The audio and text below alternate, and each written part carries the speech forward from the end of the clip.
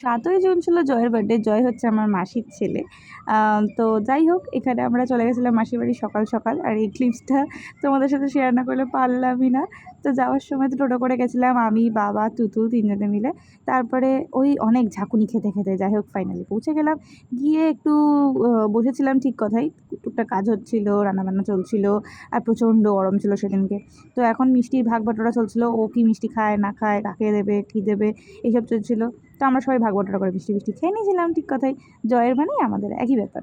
তো যাই হোক, এখানে ভাই বোন সবাই ছিল। এগুলো হচ্ছে আমার মামার ছেলে মেয়ে। তো যাই হোক, এখানে সবাই মিলে অনেক খাওয়া দাওয়া করলাম, একটু দুপুর রেস্ট নিলাম। তারপরে মামারা যেহেতু চলে যাবে তার জন্য আমরা কেক কাটছিলাম। তো এই কেকটা ছোটো মামা নিয়ে এসেছিলো জয়ের জন্য। এখানে কেক কাট করছে জয়। আর কেক এবারে জয় এবারে 2 খানা কেক কেটেছে।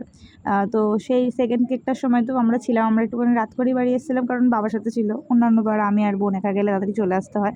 তো এবারে বাবা ছিল বলে তাই জন্য। আর এবারে জয়ের ড্রেস আপটা একটা আলাদাই ছিল। এখানে বলছে হেই আন্না, আন্না আন্না সেজেছিল তামিলনাড়ুর মতো।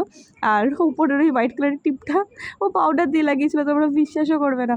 আর এখানে নিজেই কেক কাটছে, নিজেই ক্যান্ডেল জ্বালাচ্ছে। আর কী বলছে সেইটা একটু শুনে নাও, শুনে হেসে নাও, তারপর আমি বাকিটা বলছি।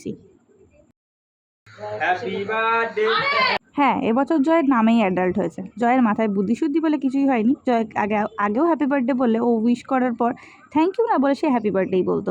আর ও এখন নিজে কেক কাটার সময় তো নিজেই হ্যাপি বার্থডে সংটা করে। তো এটাই হচ্ছে জয়। আর জয় আমি চাই এইভাবেই থাকুক। আর এরকম আরও বার্থডে শর্টস আসতে চলেছে।